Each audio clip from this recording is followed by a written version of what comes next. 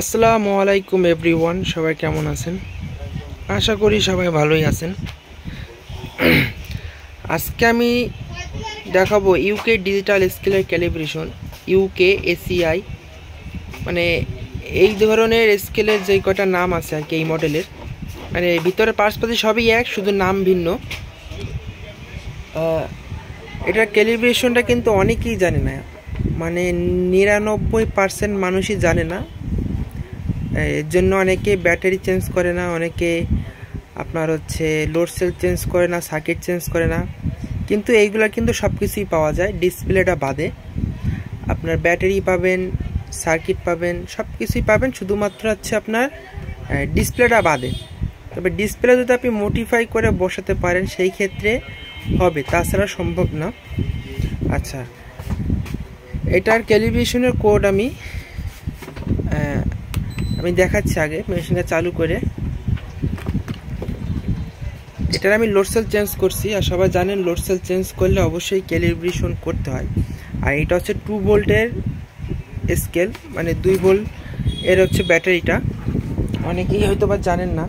আমি 10 কেজি দিয়েছি, 10 কেজিতে দেখাচ্ছে 9 কেজি 818 গ্রাম, মানে 100-150 গ্রাম কম হচ্ছে।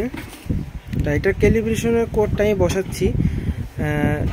যারা টেকনিশিয়ান ভাই তাদেরকে আমি শুধুমাত্র দিব, আমি শুধুমাত্র পাসওয়ার্ডটা একটু গোপন রাখতেছি, কারণ অনেক অসাধু ব্যবসায়িকরা আছে, তারা এরকম উল্টাপাল্টা করে মানুষকে ঠকায়। এর জন্য আমার ক্যালিব্রেশনটা একটু গোপন রাখা, তাছাড়া আর কিছুই না। তবে টেকনিশিয়ান ভাইদের যদি লাগে আমার সাথে যোগাযোগ করতে পারেন, আমি অবশ্যই দিব। আচ্ছা, পাসওয়ার্ড দেওয়ার পরে এরকম আসবে। তারপর আমি 10 কেজি পুরান দিলাম। 10 কেজি পুরান দেওয়ার পরে আপনি এখানে 10,000 লিখবেন। 10,000 লেখার পরে আপনি এই যে ট্রিয়ের বাটনটা একবার চাপ দিবেন, দেখবেন কমপ্লিট হয়ে গেছে। এমনি কোনো ঝামেলা নেই।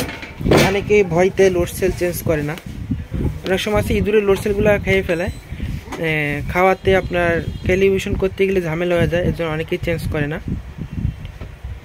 তবে ঝামেলার কিছুই নাই, আপনারা চেঞ্জ করবেন। যদি অসুবিধা মনে করেন আমাকে ফোন দিবেন, আপনাদেরকে আমি দিয়ে দিব। শুধুমাত্র আপনার দোকানের ভিজিটিং কার্ডগুলো আমাদেরকে দেখাবেন যে হ্যাঁ আপনি কাজ করেন, সেই ক্ষেত্রে। এখন 10 কেজি দিলাম, 10 কেজিতে ফুল 10 কেজি আসতেছে।